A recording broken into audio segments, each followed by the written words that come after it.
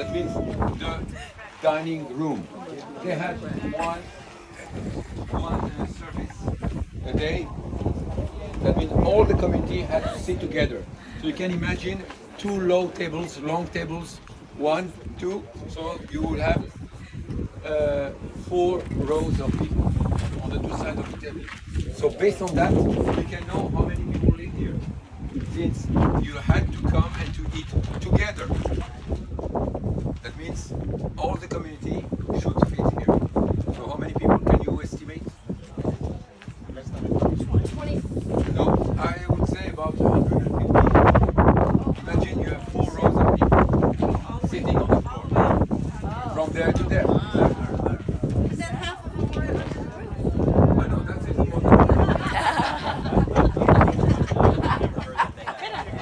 My respect is always to answer seriously.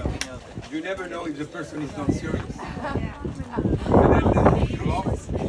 Why are you laughing at me? If they're not behaving, Tito.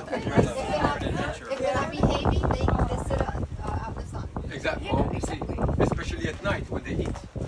Or under the moon. Under the moon. When it's raining. Isn't there breakfast? Sorry? Yes. Again, they probably had some mattresses or some how do you call that? Mats. It is mats. They had some mats here and maybe some cushion. That's the custom of that time. People even ate. You cannot stay like that all the time. They ate on one elbow usually. Notice that on Passover the Jews do for a short time the same thing. They when eating and we recline.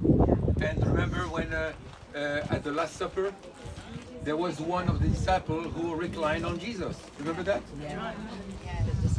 Because that's how they were. If they are so close together, touching each other, not just because there's no room. Of course there was no room. They all sat on one side of the table for the picture.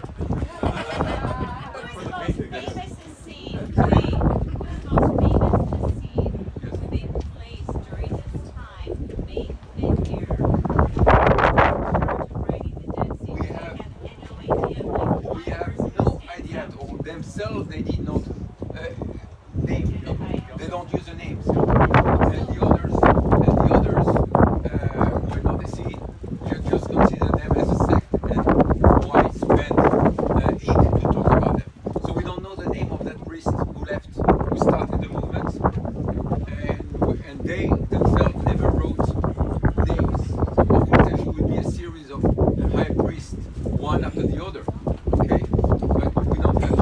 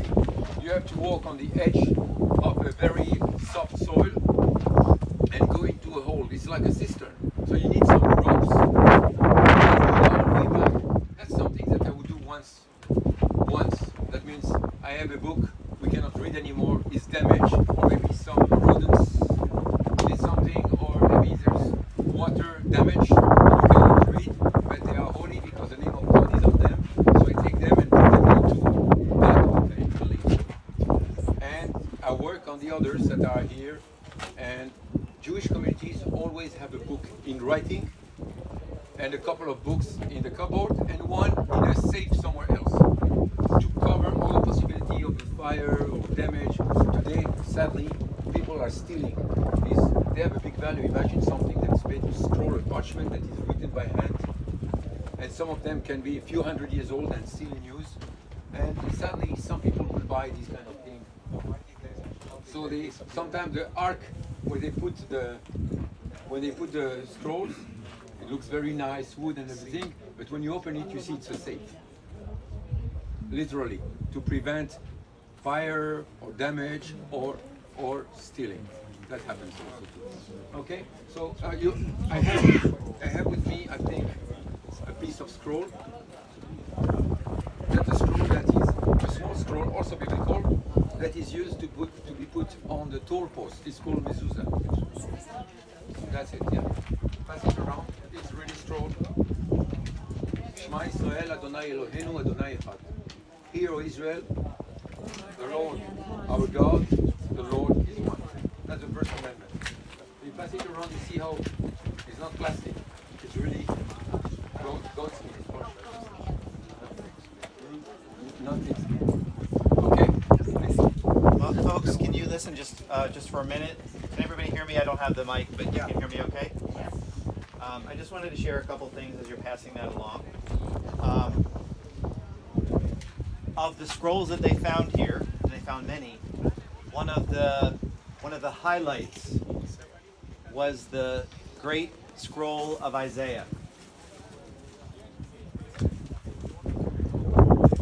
And I want you to know that within the book of Isaiah is a specific chapter, Isaiah chapter 53, a pivotal chapter within the book. And within Judaism, there are two main sects, generally identified geographically, or they're identified a certain way because of where they hail from. You have the Ashkenazi Jews, who generally hail from European descent, and the Sephardic Jews, many of whom are from the North African area.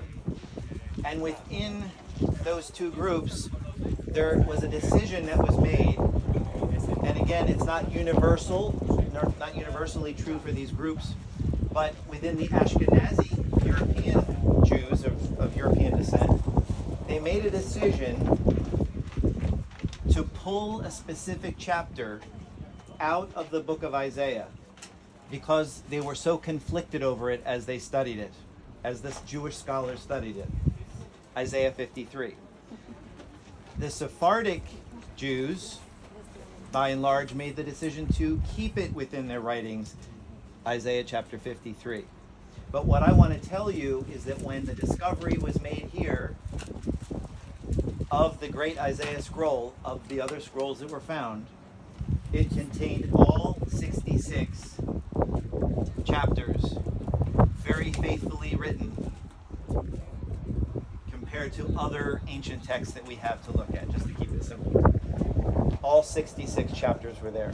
And I just want to take a moment to read to you Isaiah 53, because so many within Judaism are conflicted over this chapter.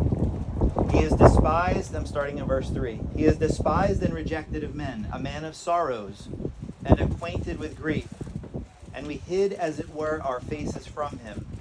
He was despised, and we esteemed him not.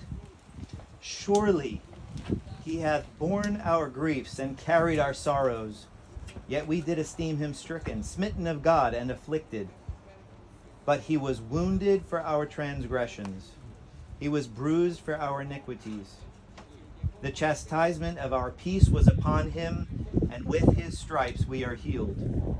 All we like sheep have gone astray. We have turned every one to his own way, and the Lord hath laid on him the iniquity of us all. He was oppressed, and he was afflicted, yet he opened not his mouth. He is brought as a lamb to the slaughter, and as a sheep before her shearers is dumb, so he openeth not his mouth. He was taken from prison and from judgment, and who shall declare his generation? For he was cut off out of the land of the living. For the transgression of my people was he stricken. And he made his grave with the wicked, and with the rich in his death, because he had done no violence, neither was any deceit in his mouth. Yet it pleased the Lord to bruise him. He hath put him to grief. When thou shalt make his soul an offering for sin, he shall see his seed. He shall prolong his days, and the pleasure of the Lord shall prosper in his hand. He shall see of the travail of his soul, and shall be satisfied. By his knowledge shall my righteous servant justify many, for he shall bear their iniquities. The chapter goes on. What a pivotal, amazing passage of Scripture found here among the full 66 chapters of Isaiah. A clear reference to an ultimate one who would come as a lamb before his shearers was silent to offer himself as an atonement for the sin of humanity, for the sin of the world. And it's a beautiful chapter.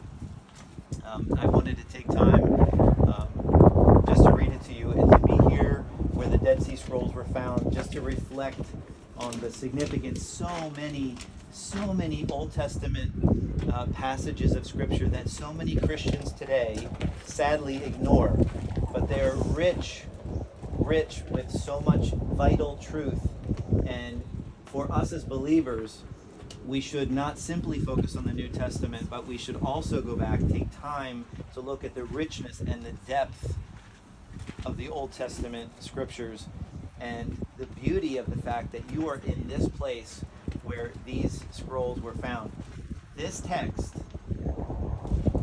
from the book of Isaiah was written most likely around 700 years before Jesus Christ. And it's a clear prophetic reference to Jesus Christ and what he would do at his first coming. And of course, we eagerly await his second coming, when he won't return as the lamb that was identified here as suffering for us, but he'll return as the lion of the tribe of Judah. Amen.